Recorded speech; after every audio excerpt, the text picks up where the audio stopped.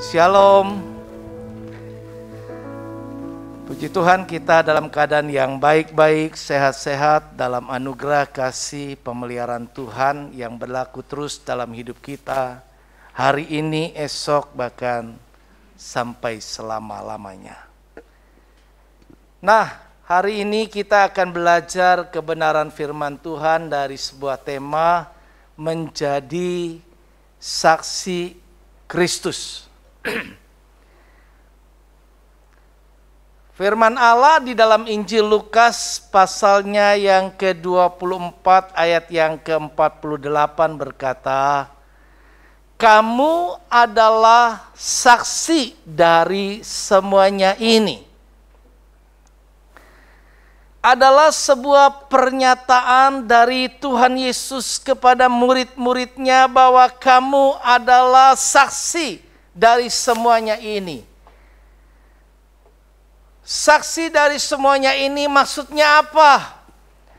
Pada waktu firman ini diucapkan, pada waktu itu Yesus menampakkan dirinya kepada murid-muridnya, menyatakan bahwa dia adalah pribadi Allah yang hidup, yang tidak kalah dalam kematian, tetapi Allah yang hidup, bangkit, sudah bangkit. Berulang kali Tuhan mau meyakinkan kepada orang-orang yang mempercayai dia bahwa kepercayaanmu tidak sia-sia karena engkau mempercayai Aku yang hidup dan hidup sampai selama-lamanya. Dan sesudah itu kita lihat konteks perikop berikutnya adalah kenaikan Yesus. Jadi kita bisa menjadi satu saksi Tuhan, sebagai saksi yang menyaksikan bahwa Allah yang kita sembah, Allah yang kita layani adalah Allah yang hidup sampai selama-lamanya. Dialah juru selamat dunia ini. Nah, firman Allah yang tadi sudah kita baca ini menjadikan bahwa kita sebagai orang-orang yang percaya kepada Kristus memiliki panggilan hidup sebagai saksinya. Jadi menjadi saksi Kristus adalah panggilan hidup buat kita, saya dan saudara. Firman Allah juga beberapa kali menegaskan bahwa demikianlah hendaknya terangmu bercahaya di depan orang supaya mereka melihat perbuatanmu yang baik dan memuliakan Bapamu yang di surga. Bagaimana orang-orang dunia ini dapat mengenal Tuhan tergantung daripada orang-orang yang percaya kepada Dia untuk memberikan sebuah kesaksian hidup yang oleh kita orang dapat mengenal siapa Tuhan itu. Kita dikatakan adalah surat Kristus yang terbuka, yang bisa dibaca oleh semua orang. Kehidupan saya dan saudara adalah sebuah surat yang terbaca oleh semua orang. Isi daripada surat itu dapat dimengerti. Jadi ada transparansi, ada keterbukaan hidup kita yang dapat dilihat oleh orang lain. Di dalam 2 Korintus pasal yang ketiga ayat ketiga menyatakan hal yang demikian. Boleh diklik?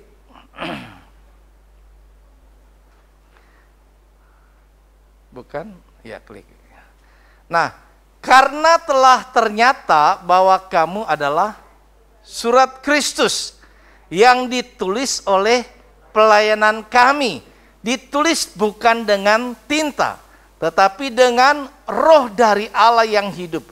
Bukan pada loh-loh batu, melainkan pada loh-loh daging, yaitu di dalam hati manusia. Melalui pelayanan Paulus, apa yang disampaikan dan diajarkan kepada orang-orang jemaat di Korintus membuat orang-orang yang ada di Korintus atau pengikut-pengikut Tuhan itu menjadi surat-surat yang terbuka, menjadi sebuah kesaksian yang nyata, bukan dengan tinta tertulis tetapi tertulis di dalam loh daging ini. Dari hati terpancar kehidupan. Apa yang telah ditulis di dalam hati kita, kita berulang kali telah belajar, maka hati ini harus memancarkan ada sebuah kecantikan batinia, inner beauty. Kecantikan batiniah hati kita yang bersih, hati kita yang tulus, hati kita yang benar-benar merefleksikan hati Tuhan. Kasih Allah itu seperti apa dapat kita impartasikan atau kita wujudkan melalui kasih kita kepada orang lain. Sehingga kalau kita bicara tentang Allah mengasihi, seperti apa sih Allah mengasihi? Nah, tunjukkanlah bahwa kita mengasihi mereka. Kemudian dikatakan juga kita menyebarkan keharuman pengenalan akan Kristus. Jadi seharusnya keberadaan kita itu dicium orang, dirasa orang, wangi, harum, bukan berbau, bukan tidak membuat orang nyaman. Kalau ada bau kan nggak nyaman kan, deket-deket kita sampah itu kan nggak nyaman. Tapi kalau harum itu ruangan ini sananya dibuat harum, nyaman di dalamnya. Keberadaan kita di tengah-tengah komunitas kita itu membuat komunitas kita juga merasa nyaman dengan kehadiran kita. Dan kehadiran kita membawa keharuman pengenalan akan Tuhan sehingga orang bisa mengenal Tuhan melalui kita. Jadi kalau kita ada di rumah dan seisi rumah kita ada yang belum percaya kepada Tuhan pun, maka orang-orang yang belum percaya itu dapat melihat Tuhan di dalam hidup kita. Bahkan sesama orang percaya pun dapat melihat dan kita menjadi bagian yang membawa keharuman bagi semua orang. Nah, selanjutnya kita bisa lihat di sini bahwa dunia membutuhkan keteladanan. Akibat daripada manusia jatuh ke dalam dosa, bahwa manusia telah kehilangan kemuliaan Allah, hidup di dalam dosa, dan kecenderungannya adalah dosa. Kita bisa lihat saat sekarang ini, sebenarnya bukan cuma dari sekarang ini, dari dulu, bahkan nanti sampai kepada akhir zaman ujungnya, kecenderungan dunia ini akan menyeret kepada perbuatan-perbuatan yang semakin sadis. Ya, trik-trik kejahatan itu semakin canggih. Ada banyak hal-hal yang baru. Bahkan di tempat keadilan itu udah mulai transaksi jual beli keadilan. Siapa yang punya duit, yang salah bisa benar. Yang benar bisa menjadi salah. Ya, di tempat-tempat bahkan yang hukuman kita dengar, ya, di penjara pun bisa ada penganiayaan. Ya, padahal itu harusnya ketat, ada penjagaan, ya. Dan orang yang melakukan pun merasa benar. Ini kan moralnya udah nggak karuan, begitu. Jadi gimana sih kita bisa memberikan keteladanan? Beberapa hamba Tuhan memberi nasihat kepada rekan orang yang percaya di situ yang mengalami penderitaan luar biasa bahwa jangan balas, tenang, diam. Tuhan mengajar benar, ya. Berbahagialah orang yang dianiaya oleh karena namaku. Hidup kita belum mengalami seperti itu. Tapi hidup kita dalam keadaan baik, jangan lupa bahwa kita pun harus bisa memberikan sebuah contoh keteladanan sikap hidup yang benar di hadapan semua orang.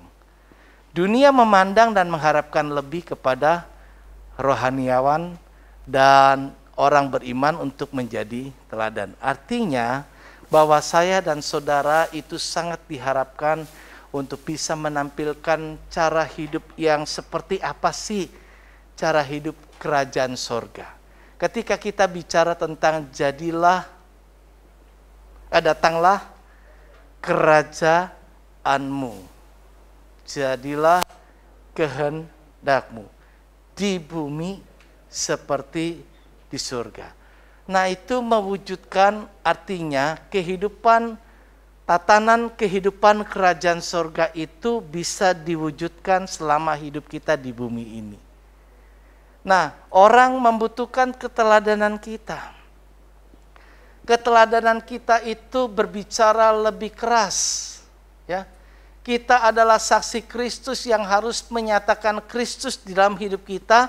Karena dunia membutuhkan keteladanan. Tanpa keteladanan hanya ucapan, sulit untuk orang bisa percaya. Apalagi di zaman banyak trik-trik penipuan. Ngomongnya manis di depan, tapi belakangnya beda. Begitu. Itu banyak kok, banyak. Ya. Banyak. Setiap kita mungkin sudah banyak punya pengalaman asam garamnya. Nah, pentingnya adanya saksi. Kenapa kita diminta untuk menjadi saksi Kristus? Saksi ini memiliki peran yang sangat penting.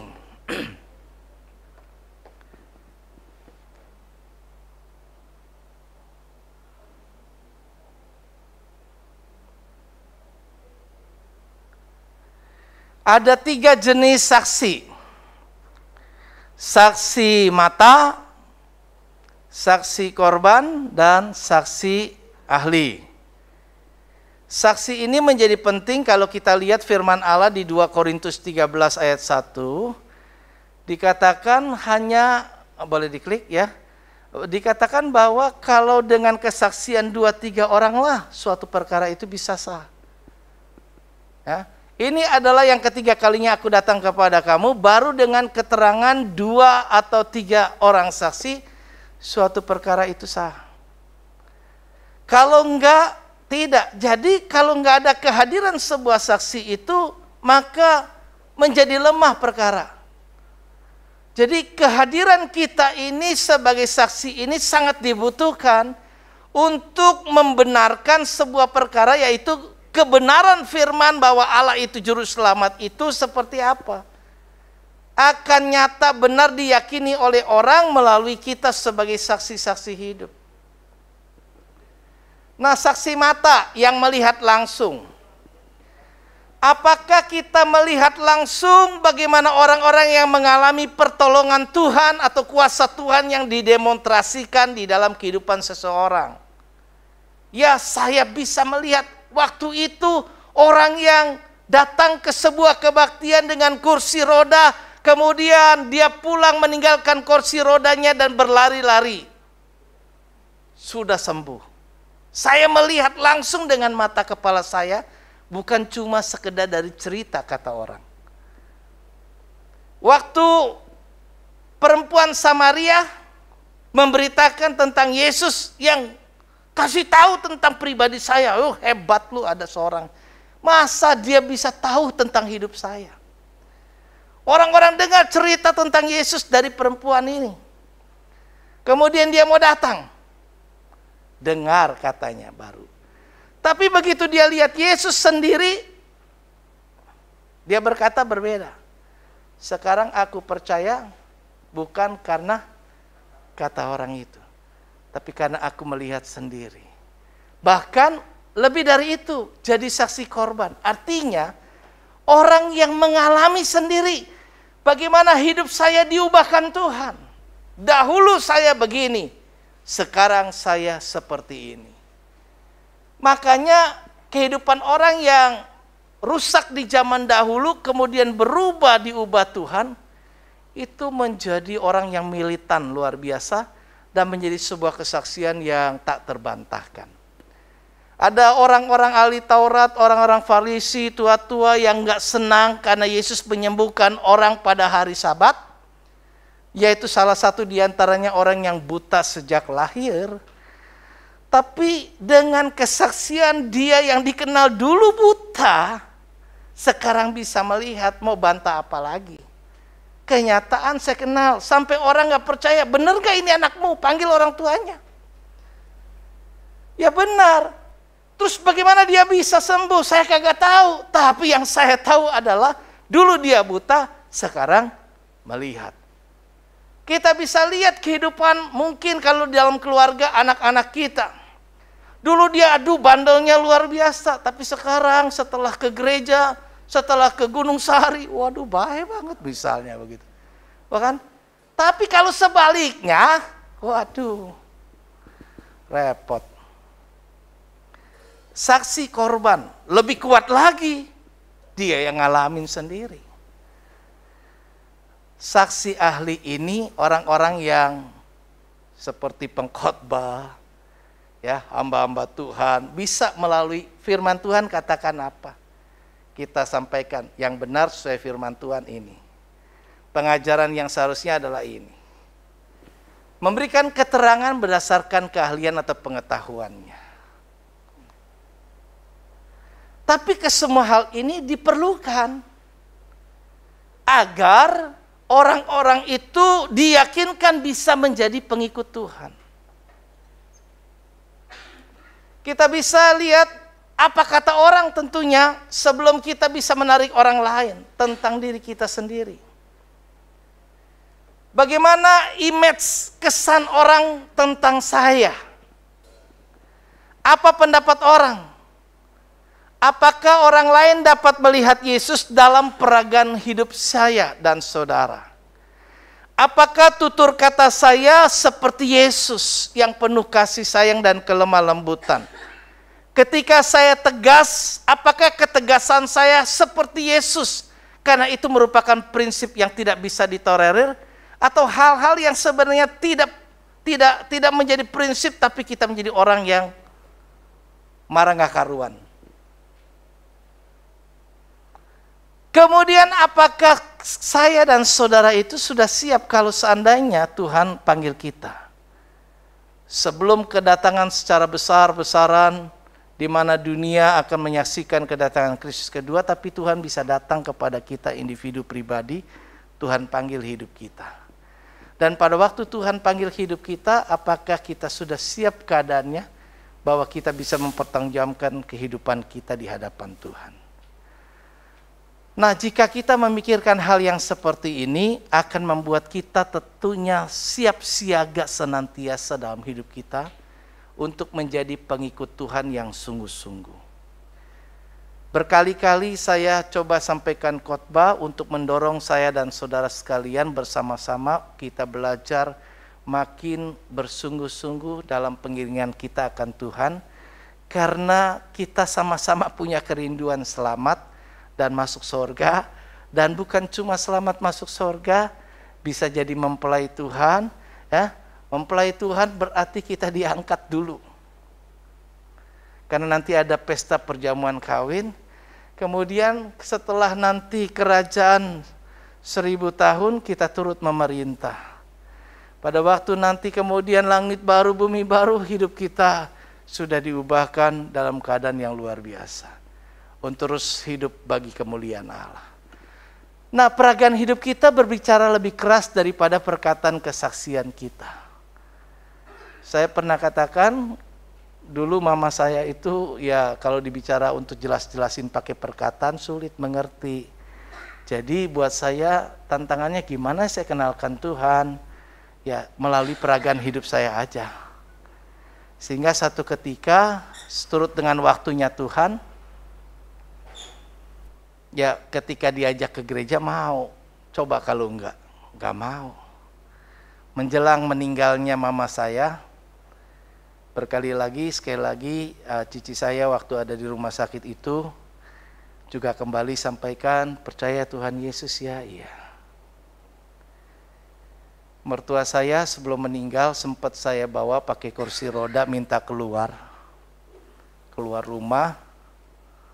Terus saya dorong, saya sempat berkesempatan masih bisa dorong bawain, pengen jalan-jalan.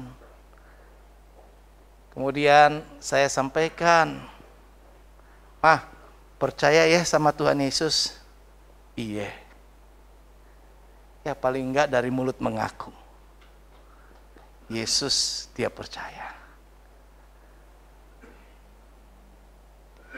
Saudara, ketika orang melihat cara hidup kita yang benar di bumi, mereka akan lebih percaya ketika kita berbicara tentang surga. Jadi kalau kita bicara tentang surga, perkataan dan perbuatan kita nggak sinkron, orang nggak percaya. Tapi kalau orang melihat hidup kita, kemudian peragaan hidup kita itu dapat mengagumkan orang, orang akan lebih mau dengar kita. Nah, ingat begitu banyak orang yang tidak memiliki kesempatan masuk gereja. Di luar masih banyak. Masih banyak. Ya, masih banyak orang yang belum juga mendengar kisah-kisah yang ada di Alkitab secara benar. Ada banyak orang yang mendengar cerita-cerita Alkitab yang dipelintir salah. Orang-orang ini ada di sekitar kita dan belum dijangkau dan belum mengenal Tuhan Yesus Kristus. Dalam tiap doa saya, setiap hari dalam doa saya itu pasti saya sisipkan ada satu keluarga cici saya yang belum percaya Tuhan di Singapura. Jadi satu kerinduan saya, doa saya adalah kiranya Tuhan buka jalan sehingga ia dapat percaya kepada Tuhan Yesus.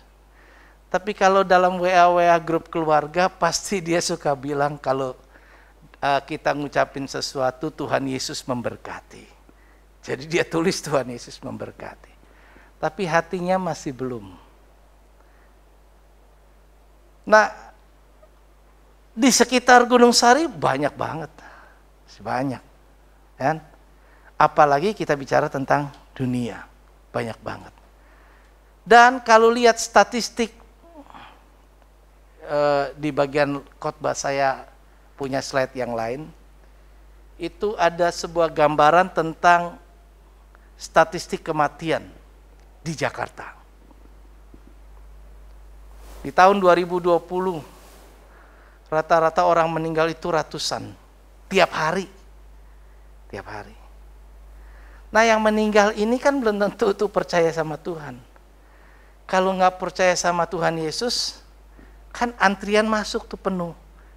Kalau COVID penuh itu rumah sakit, di sana penuh. Gitu loh. Orang-orang yang ngantri yang tidak selamat, kasihan. Ya, kasihan. Kalau yang masuk rumah sakit masih diperbaiki, masih bisa. Tapi kalau sudah meninggal, masuk di sana sebuah antrian, kan kita nggak langsung masuk surga dan neraka. Kemarin saya khotbah di Zoom meeting. Sebelum khotbah saya bincang-bincang dan ada yang orang berjemaat di gereja lain yang cukup besar bilang sama saya, Pak, gimana kalau kita nanti talk show bicara tentang kematian? Karena ternyata banyak orang, terutama yang keturunan Tionghoa itu yang masih matinya dibakar. Ya oke aja kalau nanti mau dibicarakan. Saudara, orang yang mati itu kan ada dua tempat penampungan. Begitu. Ya. Dua tempat penampungan sementara untuk orang yang percaya dan orang yang tidak percaya. Kita tidak bicara lebih dalam tentang hal itu karena pelajarannya beda. Tapi yang saya maksud adalah ketika sudah sampai di sana nggak ada yang bisa dibuat apa-apa. Nah karena itu selagi masih ada di dalam dunia ini, kita punya hati bagi mereka. Melalui apa? Melalui hidup kita aja. Mungkin perkataan kita nggak banyak. Ya, orang-orang yang sudah lanjut usia merefleksikan bagaimana bisa menjadi seorang ibu yang baik. Kan? Anak-anak muda merefleksikan bagaimana cara hidup anak muda Kristen yang baik. Ya kan? Setiap kita juga merefleksikan, menampilkan, memperagakan satu kehidupan yang baik seperti apa. Sehingga kita bisa melihat bahwa antara orang yang percaya sama Tuhan dengan yang tidak percaya sama Tuhan itu beda. Antara orang yang beribadah dengan orang yang tidak beribadah itu beda. Tapi kalau semuanya sama, orang tidak bisa melihat Yesus dalam diri kita. Nah, bagaimana supaya kita dapat menjadi saksi Kristus? Yang pertama tentunya adalah bagaimana hidup kita sudah harus dipulihkan dulu. Sudah mengalami pemulihan. Kalau hidup kita masih belum beres, kita masih menyimpan kebencian, kita masih punya akar pahit, gitu. Kita masih ada sesuatu yang masih di dalam diri kita ini belum beres. Diri kita sendiri beres dengan diri sendiri. Misalnya kita sendiri masih belum merasa puas dengan hidup ini. nggak merasa cukup, masih kurang, nggak pernah bisa bersyukur, macam-macam. Itu masih belum beres dengan diri sendiri. Belum mengalami pemulihan. Karena itu kita harus dipulihkan dulu dengan mengalami sendiri pengalaman pribadi dengan Kristus dalam Kisah Para Rasul 9 ayat 4 sampai 5. Kalau kita mengalami pemulihan pribadi dengan Tuhan, maka itu bisa menjadi sebuah kesaksian. Kristus juga harus berdaulat mengemudikan hidup kita. Siapa yang menjadi Tuhan atas hidup kita sekarang?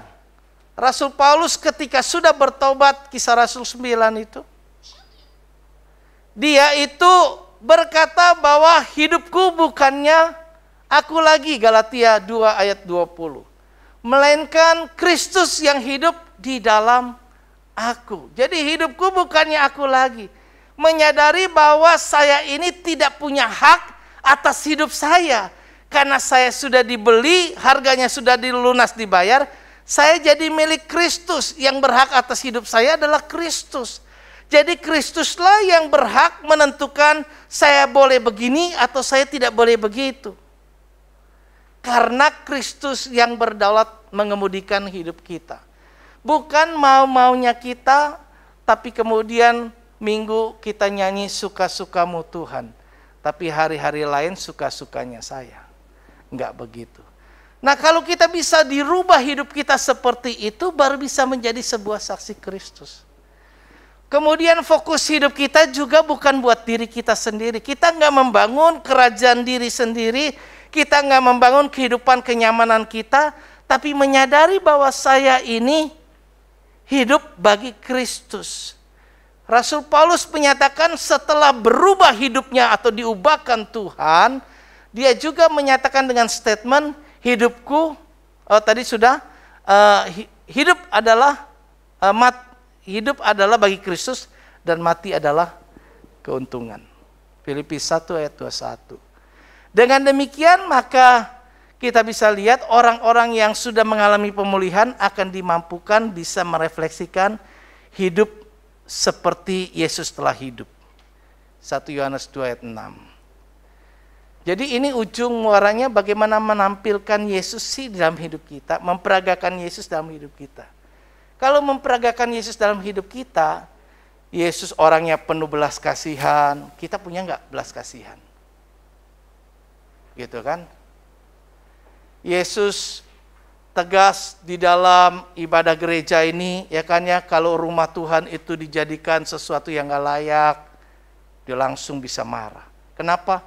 Karena rumah Tuhan adalah rumah yang khusus, rumah doa. Jadi apa yang menjadi ciri-ciri yang dilakukan oleh Yesus itu dilakukan sama kita. Jadi orang bisa ngelihat, oh Yesus tuh kayak gitu ya. Ya lihat kita. Lihat kita. Oh Yesus kayak gitu. Ya dia lihat kita, lihat saya. Kemarin saya diminta untuk doa syafaat dan diantara itu ada 3 orang yang stroke. Saya berdoa. Saya orang yang mengalami. Saya bilang sebelumnya saya khotbahin orang tentang stroke. Orang lumpuh kan di Alkitab ada. Tapi tahu nggak lumpuh itu kayak gimana? Ngerasa nggak beratnya susahnya orang yang lumpuh? Saya ngalamin. Tapi sekali lagi saya bersyukur. Tuhannya bukannya penyakitnya yang kecil, bukannya karena gejala, bukannya karena penyakitnya ringan. Tapi berulang kali kalau saya cuma berani berkata, Yesusnya yang terlalu besar. Dia yang menolong saya bisa sembuh. Kalau bukan karena Yesusnya yang besar, penyakit sekecil apapun kagak bisa. Tapi kebanyakan orang kan mengecilkan Yesusnya yang punya peran. Karena penyakitnya cepat sembuh. Saya sakit terus kemudian tiba-tiba saya kemudian gak lama sembuh. Kita bilang sakit kita ringan. Lah kalau sakit kita yang ringan, pilek, kagak baik-baik, sinusitis, terus berkembang lagi penyakit yang lain. Kan bukannya berabe. Kelihatannya lebih ringan. Jadi bukan karena faktor penyakitnya ringan. Tapi Tuhannya hidup di dalam kita apa enggak? berperan mengerjakan perkara di dalam kita apa enggak? Saya sih bersyukur aja. Banyak perkara, kata lagu kan, yang tak dapat ku mengerti. Banyak yang saya nggak ngerti. Mengapa semua ini harus terjadi? Terus tapi satu perkara, apa tuh?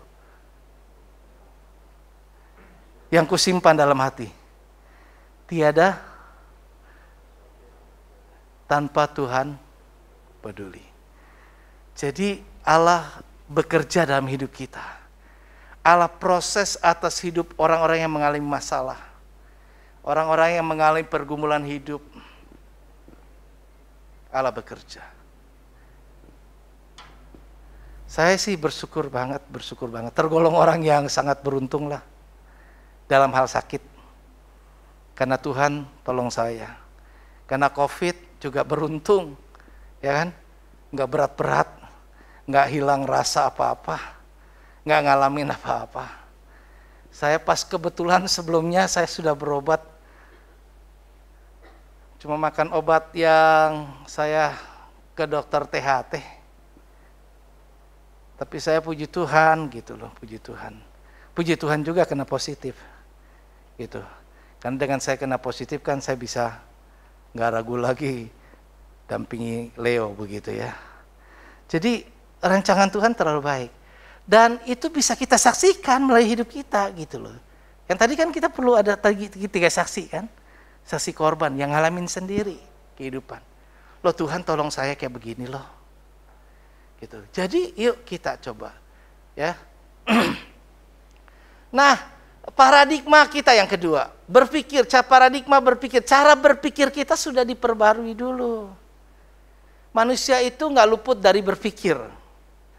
Tadi diberesin dulu hidupnya ya, secara keseluruhan ada pemulihan hidup, pengalaman pribadi dengan Tuhan.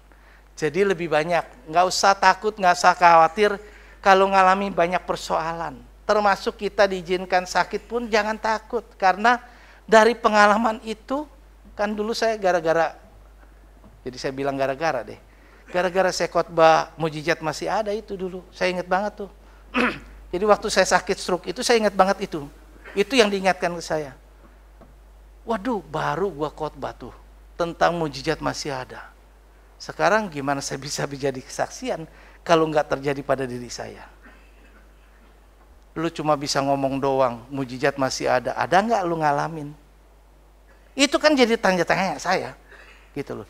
Terus saya bilang, saya masih ingat khotbah saya itu, dengan kita mengalami mujizat, memberi kesempatan kepada kita untuk mempunyai kesaksian. Itu saya ingat banget tuh khotbah saya itu. Dan itu yang saya ingat juga ketika saya ngalamin penyakitnya. Oh berarti dengan begini saya dapat kesempatan untuk bisa bersaksi kalau saya mengalami pertolongan Tuhan.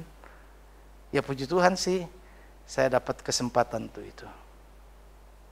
Nah, cara pandang kita, berpikir kita juga harus diperbarui. Cara pandang Sakius dulu beda tentang uang. Uang ini menjadi alat yang sangat ampuh, ya, sangat ampuh. Itu bisa membuat orang macam-macam gara-gara uang. Nah, paradigma berpikir kita tentang uang itu juga bagaimana? Karena kebanyakan orang, kata firman kan, akar kejahatan adalah ya cinta. Cinta uang. Uangnya nggak salah, tapi cinta uang yang salah. Ya, mending cinta saya daripada cinta uang. Cinta uang itu yang salah. Karena ada orang cinta itu memiliki keterikatan hati. Uang jadi yang utama. Nah, Sakius dulu begitu. Dia dapat tender, dipercaya untuk mungut cukai orang-orang Yahudi. Dengan perjanjian, saya setorannya berani sekian. Karena you berani setoran lebih besar, saya kasih kamu wewenang, tarik cukai. Nah, dia tarik, saya dapat jatah setoran sekian per bulan. Supaya saya bisa untung, saya dapatkan lebih, saya kenakan lebih. Terserah, sudah dapat wewenang. Kamu harus bayar sekian, kamu harus bayar sekian. Sehingga selisihnya menjadi keuntungan pribadi Sakius. Dulu dia lakukan itu. Tapi ketika sudah mengalami secara pribadi dengan Tuhan, tadi poin yang pertama pemulihan, perubahan paradigma berpikirnya juga tentang uang berubah. Sehingga dia tidak lagi menyayangi uang. Bahkan statement pertama pernyataan Sakius kepada Tuhan, setengah milikku akan kuberikan kepada orang miskin. Kalau ada yang pernah aku peras, ngaku dia peras, gua ganti 4 kali lipat. Wah, luar biasa. Kalau diganti 4 kali lipat kan menggambarkan betapa kayanya Sakius, punya duitnya begitu banyak, sehingga mampu mengganti 4 kali lipat daripada yang pernah dipungut. Berubah. Kalau berubah maka itu uang tidak dikejar. Banyak orang justru mengejar uang. Kan seringkali ada pepatah berkata orang hidup untuk mengejar uang. Tapi kalau dia sakit, sampai kan nggak memperhatikan kesehatan. Ya, tapi orang berani juga akhirnya habiskan uang demi kesehatan. Habis juga akhirnya, gitu loh. Ya kan? Nah itu dia kadang-kadang. Ini kita diputar balik seperti itu. Paulus juga sama, dulu dia punya keyakinan yang salah. Yaitu dulu dia percaya bahwa keyakinan dia benar. Kan banyak orang yang sesama kita yang punya keyakinan yang menurut kita nggak tepat kan? Gitu loh. Karena kan kita yakin dong, kepercayaan kita, keyakinan kita bahwa Yesus satu-satunya juru selamat itu adalah benar. Karena Yesus yang menyatakan, akulah jalan, kebenaran, dan hidup. Tapi ada banyak orang yang tidak percaya kepada Yesus. Wah, getol ya, luar biasa. Sampai berani meledakkan diri. Merasa kalau saya meledakkan diri, bawa anak istri, kita sama-sama masuk surga. Kan parah banget. Kalau kita punya, mungkin gak se-ekstrim itu, tapi mungkin cara berpikir kita juga masih belum diubahkan. Nah itu gak bisa jadi saksi Kristus. Cara pandang kita masih nggak tepat, itu belum jadi saksi Kristus. Jadi cara kita mengolah pikiran kita juga perlu diperbarui. Dan yang terakhir adalah hidup menjadi garam dan terang dunia. Matius pasal 5, ayat berapa? 13 ya. Kamu adalah garam dunia, dan kamu adalah terang dunia.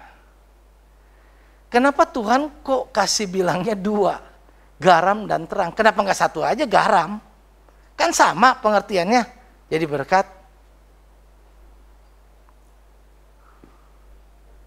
Nah, kita bisa lihat makna garam. Garam itu wujud yang tak terlihat tapi berpengaruh. Garam itu harus larut baru bisa berfungsi kan? Betul kan? Kalau dia masih utuh, nggak dilarutkan ke dalam masakan atau ke dalam air ke apa, maka rasa garamnya akan nggak ada dirasakan. Larut. Artinya kehidupan kita kalau kita nggak kehilangan wujud diri kita, nggak kelihatan, bersedia nggak dihargai, bersedia nggak diperhatikan, ya, bersedia tuh seolah-olah kita dianggap tidak ada. Tapi kita tetap berkontribusi, berdampak buat orang. Garam kan nggak kelihatan. Dengan tidak kelihatan dia baru berasa. Tapi kalau dia masih kelihatan bentuknya garam, ya nggak ada yang ngerasain. Belum larut. Nah kehidupan kita sebagai orang Kristen juga harus juga seperti itu, bersedia. Jadi kalaupun engkau pelayanan, kemudian pelayananmu sepertinya tidak dihargai, jangan kecil hati. Jangan mundur. Apa yang kita lakukan seolah orang nggak lihat, jangan takut.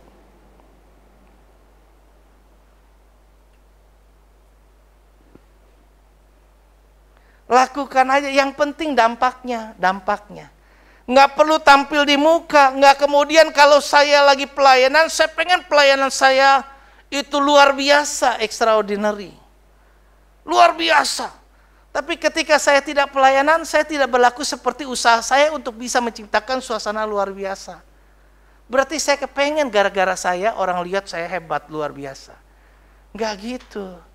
You duduk baik-baik di dalam sebagai jemaat pun, ya, enggak lagi tugas pun kita tetap berusaha melaksanakan bagaimana supaya kita mendukung suasana itu bisa seperti suasana sorga.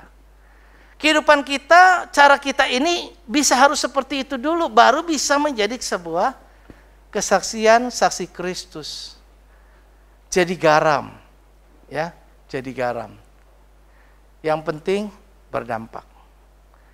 Nah, ibu-ibu, kalau yang berdoa itu kan saya udah bilang kemarin tuh berdampak luar biasa. Nggak kelihatan berdoa, tapi mungkin kita mempercayai ada orang-orang yang berdoa bagi gereja ini. Ada orang-orang yang berdoa bagi pengurus gereja ini, bagi saya sebagai gembala. Itu kalau saya bisa seperti saya masih ada sekarang ini bukan karena saya, tapi juga akibat dari doa-doa dari orang-orang yang tadi berdoa. Jadi nggak kelihatan mungkin, nggak dianggap, oh ternyata dia sudah berkontribusi. Ada gitu loh, bahwa ternyata ada orang-orang loh, kan? Ada orang yang sebenarnya berpengaruh di balik layar. Itu seharusnya kita bersedia jadi seperti itu. Yang berpengaruh di balik layar itu bagaikan dalang. Ya, wayang kan ada dalangnya ya yang mainkan gitu. Yang tampil wayangnya, nggak kenapa. Tapi wayang itu bisa karena ada orang yang di belakang memperagakannya. Peragakan kehidupan kita juga seperti itu. Ada orang-orang yang kita dorong sukses. Nggak kenapa dia sukses. Kita kemudian, wah kadang-kadang kita dilupakan dia udah sukses, dia nggak kenapa juga. Walaupun kita berharap tentu dia tidak seperti itu. Jangan lupa kacang sama. Jangan lupa kalau dulu kamu masih blow on. Begitu kan ya. Dulu masih ileran gitu loh. Sekarang kamu udah hebat. Jangan lupa kamu bisa seperti itu karena ada orang-orang yang telah membentuk hidup kita. Nah, yang seperti itu juga, kita juga sama. Dulu kita nggak bisa apa-apa, tapi karena Yesus telah mengubah hidup saya. Itu kan bisa jadi kesaksian. Wah Tuhan luar biasa, ngerubah. Saya dulu nggak bisa apa-apa, tapi sekarang setidaknya saya masih adalah yang bisa saya kerjain. Kemudian jadi terang. Terang itu mempengaruhi bukan dipengaruhi. Kalau masih jadi orang yang masih gampang dipengaruhi suasana. Nggak semangat, sepi. Lah, gimana mau jadi terang? Kalau kamu bilang nggak semangat suasana, ya kamu datang untuk buat semangat. Itu mentalitas yang jadi saksi. Aduh, kayaknya saya nggak dapat berkat apa-apa. Lah, kamu datang ngarepin kamu yang diberkati. Kamu yang harus jadi berkat. Supaya orang lain merasa diberkati. Itu mentalnya. Itu terang. Terang itu membawa cahaya, menerangi kegelapan. Orang-orang yang gelap tidak bisa mengenal, tidak bisa melihat, tidak bisa membedakan. Kita bisa beritahu dia, ini loh. Yang ini aqua, yang ini sedotannya, itu airnya. Minum airnya, jangan sedotannya. Beda, tapi kalau orang enggak gelap, enggak ngerti, enggak bisa membedakan. Nah, kita yang terang, kita tampil. Nah, ini kebalikan dengan yang tadi. Kita harus berani juga, jangan bilang nanti, oh tadi khotbahnya kan suruh, enggak kenapa saya enggak perlu tampil di depan deh. Tapi Tuhan kasih juga makanya, kamu terang. Terang itu harus kelihatan. Jadi kita ada saatnya di mana kita juga harus menampilkan diri kita kepada orang lain, membuat orang lain itu bisa tahu tentang keberadaan saya.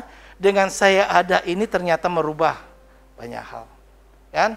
Jadi kita harus tampil seperti itu, menolong orang lain untuk mengetahui arah jalan yang benar. Seperti senter.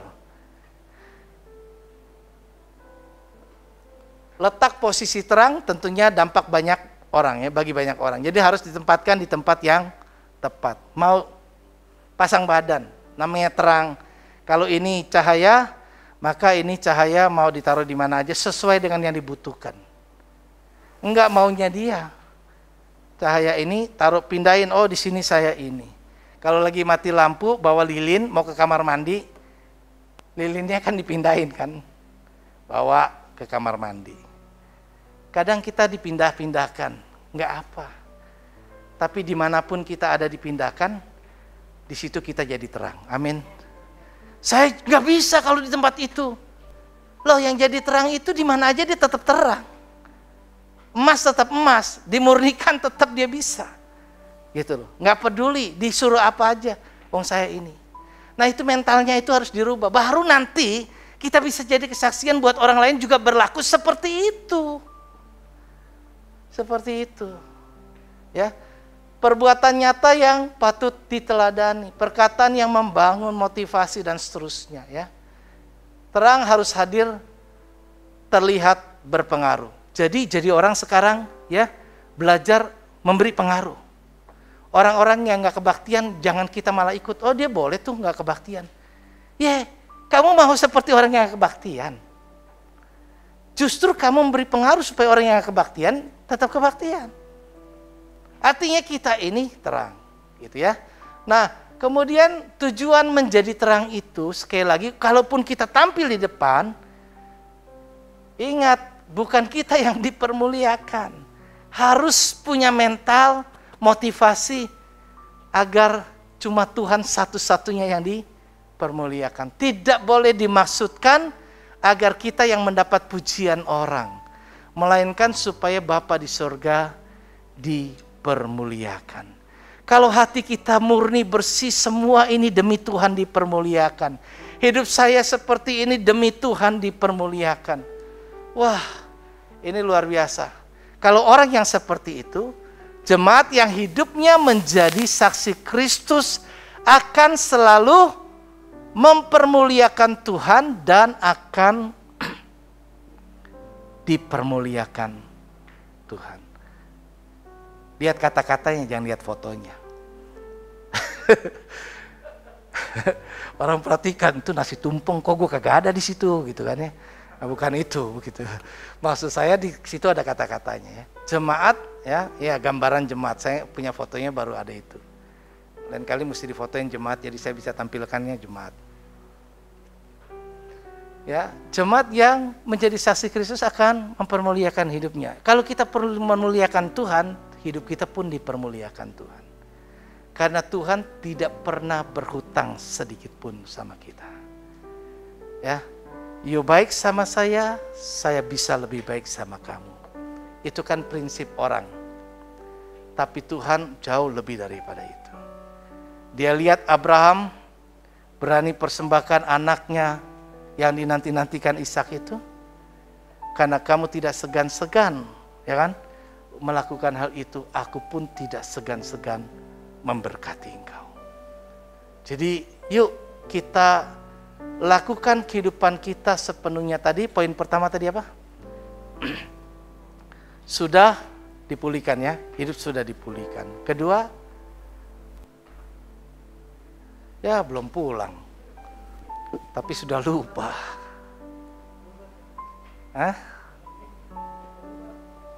Apa? Harus saya refleksi. Nih dari pertama, sudah mengalami pemulihan ya. Yang kedua tadi apa? Ya, ini cara pikir kita penting. Kalau masih cara kita kanak-kanak, masih suka pikirannya yang salah, keliru, suka salah paham sama orang, ya, susah itu. Kalau sering kali salah paham melulu, jadi akhirnya ribut, nggak bisa jadi saksi. Cara pandang kita dirubah, cara pikir kita dirubah. Kemudian yang ketiga, ingat, jadi garam dan terang, ya. Garam bersedia nggak tampil, nggak apa, tapi jadi dampak tetap. Terang ya bersedia kan, harus tempatnya bisa dilihat orang, kehidupan kita. Ya, tapi tidak untuk dipuji diri kita, tapi Tuhan yang dipermuliakan. Dan orang yang melakukan demikian makin disayang Tuhan. Tuhan berkati, kita bangkit diri.